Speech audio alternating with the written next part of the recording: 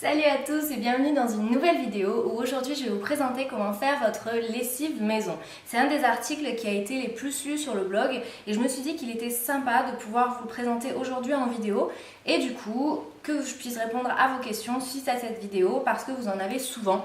Et là je me dis qu'avec cette vidéo j'espère pouvoir vous répondre correctement et vous donner toutes les informations pour réussir votre lessive à 100%.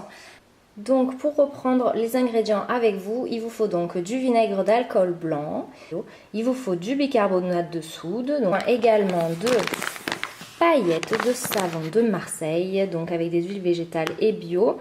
Donc là, ça, vous voyez, c'est cette marque-ci, la droguerie écologique, vous la trouvez un petit peu dans tous les magasins bio, principalement les Biocop.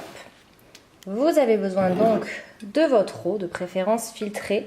Alors ça, c'est une carafe à charbon actif. Il vous faut aussi les fameuses huiles essentielles. Alors là, toutes celles-ci sont pour un autre usage parce que j'avais sorti déjà celles que je pensais vous proposer. Alors, vous pouvez en utiliser une en fait par lessive.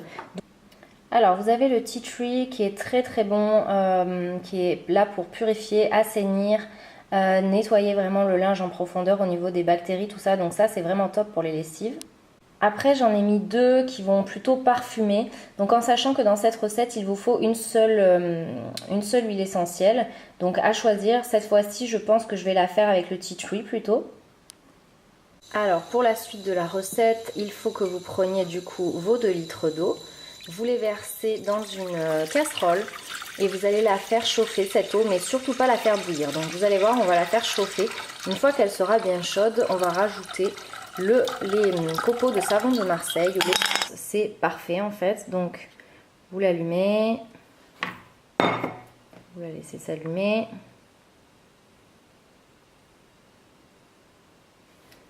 Vous posez votre bol. Vous faites, je crois que ça va vous parler ce qu'on faisait en chimie avant, tard. Et quand c'est à 0, vous prenez votre paquet et vous mettez 100 g de paillettes de Marseille à l'intérieur. Voilà, donc là, vous avez vos paillettes de Marseille qui sont ici et vous allez pouvoir les incorporer à l'eau chaude qu'on a fait préchauffer préalablement. Donc là, mon eau, elle est en train de chauffer et avant qu'elle bout, je mets les paillettes et on va remuer tout ça avec une cuillère en bois. Voilà, on va déjà la laisser un petit peu se dissoudre et après on va commencer à remuer.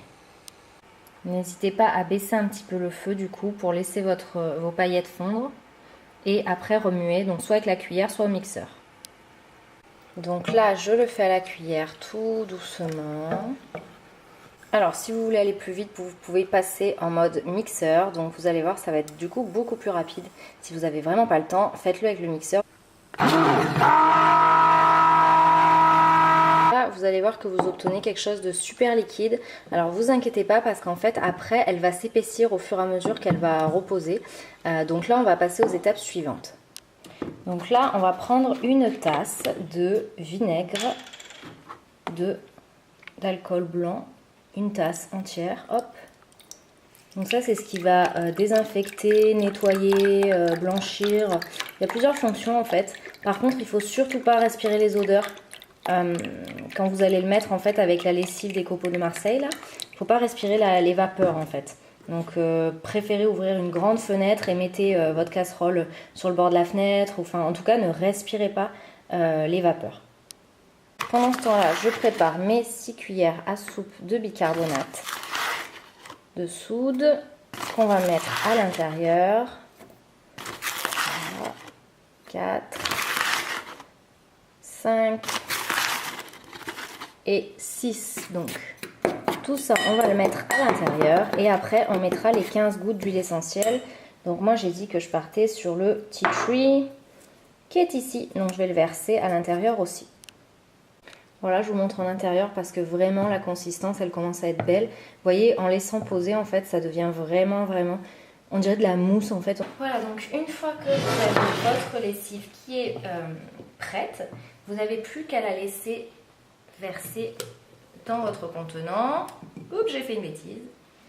Et vous obtenez du coup votre lessive qui est ici. Dans un bidon, c'est quand même plus pratique.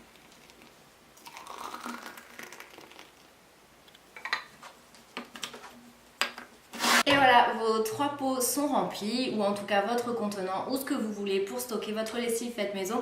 J'espère que cette recette vous aura plu. Je vous mets toutes les infos en légende et vous pourrez trouver sur mon blog la recette. N'hésitez pas en tout cas à me partager vos impressions sur cette recette-là. Je vous assure qu'une fois que vous aurez commencé à faire votre lessive, vous n'arrêterez plus, vous voudrez tout le temps la faire.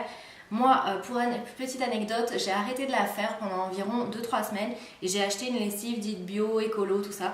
Et en fait, Noé a commencé à me faire de l'eczéma au niveau du cou et c'est à partir du moment vraiment où j'ai arrêté de faire ma lessive et que j'ai commencé à utiliser d'autres produits. Donc vraiment comme quoi faire sa lessive c'est quand même bon, que ce soit pour notre peau, pour notre bien-être, pour la planète et pour notre linge. Donc allez-y.